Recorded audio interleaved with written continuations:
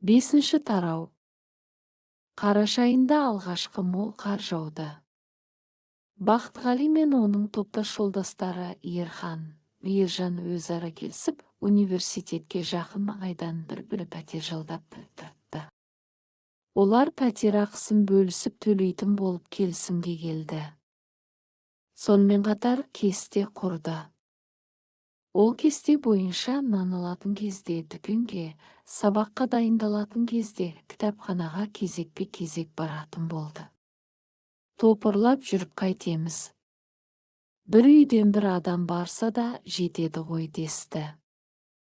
Азық-түлік алатын кезде, базарға, сөжі жазатын кезде кітапханаға бірге баратын болды. Сөйтіп, Көпірлі қалалық кітапханасына бару кезегі Бақтығалиға тиді. Жексенбіні Бақтығали сабаққа дайындал кітапханаға келді. Ол күні оқырмандар қарасы қалың екен. Бақтығали ұзын-сонар кезекке тұрды. Ол төңірегіне қарап қояды.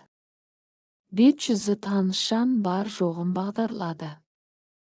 Оның көзіне таныс жан ұшыраспады. Ескілі жаңалы кітап, үстел орындық, әтір иіс, судың иісі, еденнің шаңы ауада араласып, басты меңзең еткізіп айналдырарлықтай болып тұр. Өмірінде бір рет болсын кітапхананың табалдырығынан аттап көрген жандар білер. Қаз-қатар тізілген сөрелердегі ескілі жаңалы кітаптардың атауын оқып көзі тала бастады. Сөйтіп алақ-жұлақ етіп енді ұйқысы келіп есіне бастағанда ақыры көп күттірген кезегі келді. Ол семіз кітапханашыға оқырман билетін берді. Содан соң сабағына қажет оқулықтарды қолтығына қысып оқу залына өтті.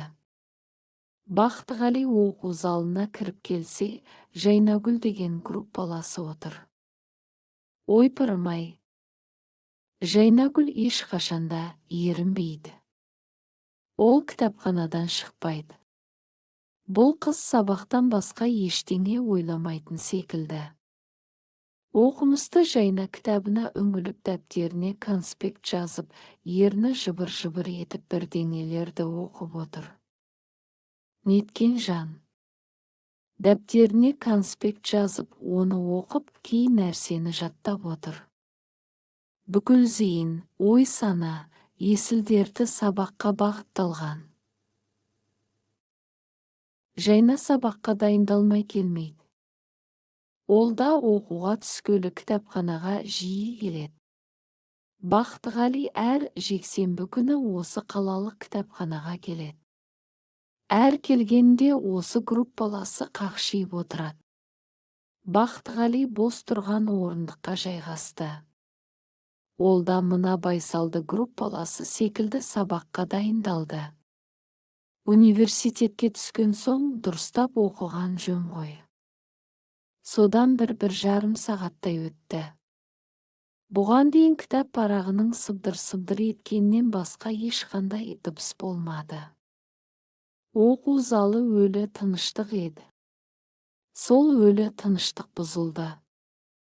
Бұзды оқу залының түкпір жағынан қыз бен жігіттің сылқ-сылқ күліскені естілді. Оқу залында тыныштық сақтаңыздар деп ескертті кітапханашы. Оқырмандар қабақ шытып жақтырмай қарасты. Әлгі екеуі құлақ аспады. Кітапханашы 2-3 рет ескертті. Қыз бен жігіт кітапхананың ырым-тыйымын пысқырмаған соң, кітапханашының да төзімі түгесілді. Содан қыз бен жігітті шығарып жіберді. Бақтығали тағы бір сағаттай конспект жазды. Содан соң 1-2 бетті ксероксқа түсіртті. 4-5 оқулықты жаздырып алып үйіне қайтпақ болды. Жайна сол сәтте тапжылмай конспект жазып отыр.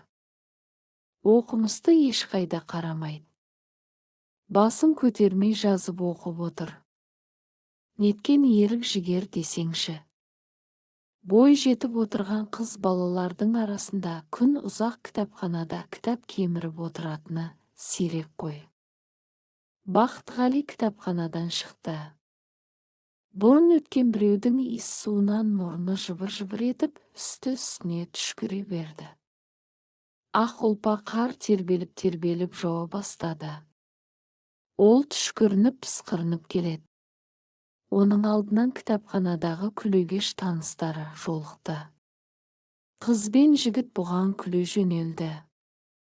Бақтығали бұларға мән бермеді. Автобус аялдамасына келіп тұрды. Уақыт өте келе қар қатты құйып кетті. Аялдамадағы адамдардың кейбірі бұған қарап, жыртаң-жыртаң мырс-мырс ете берді. Бақтығали міз бақпады. Қайсы біріне тыйым сала береді. Күле берсін. Сөйтіп тұрғанда Жайна да келіп қалды. Ол да аузын басып күлді. Сосын қолдорбасынан айнасын алып ұсынды.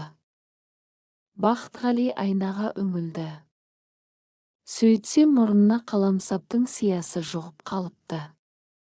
Оның саусағындағы сияның жұғыны мұрнына жағылыпты. Бағана қайта-қайта түшкіргенде аузы мұрнын басып еді. Содан былғанып қалған екен. Сондықтан бағанағы күлегеш қыз бен жігіт енді міне қоғамдық көлік күткен жолаушылар да күліп бір қарық болып қалды. Жайна қолдорбасынан ылғалды шүберек әперді. Бақтығали мұрнымен қолын сүртті. Кітапханадан шыққалы 10 шақты кісінің қасынан өтті. Оның бірде-бірі ескертпеді. Оқуға қатты беріліп кеткенің соншалық үсті басына қарауға мұршаң келмей қалыпты деп жымиды Жайна. Солай секілді деп жымиды Бақтығали. Қалай? Өзің де мұрныңды сүртуіңе қолың тимей, кітаптың ішіне кіріп кетердей болып отыр едің ғой. Иә, реферат жаздым.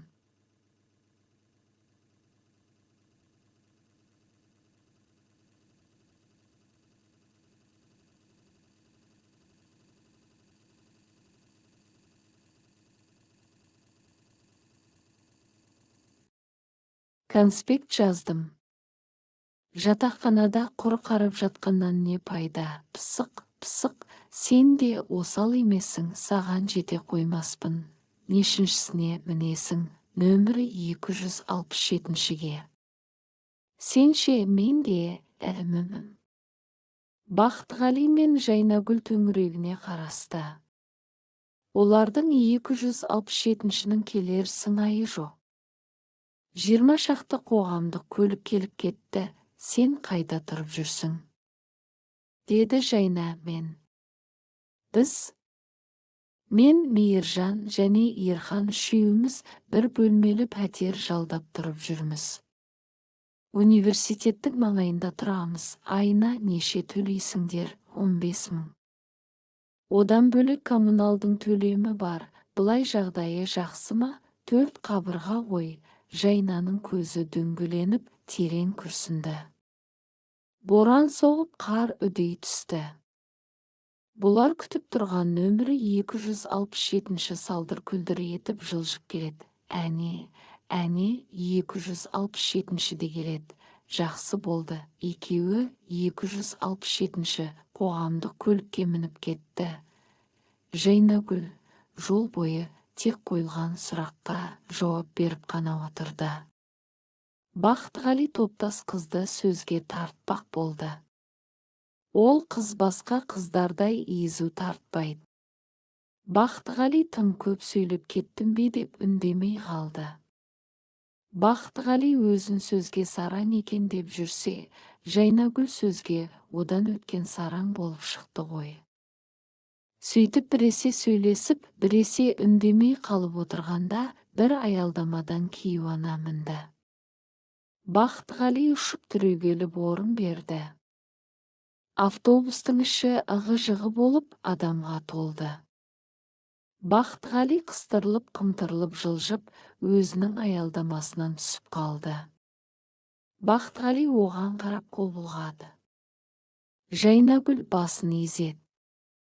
Ол қыздың көзінен бір ұшқын байқағандай болды. Оған солай қарағандай көрінді.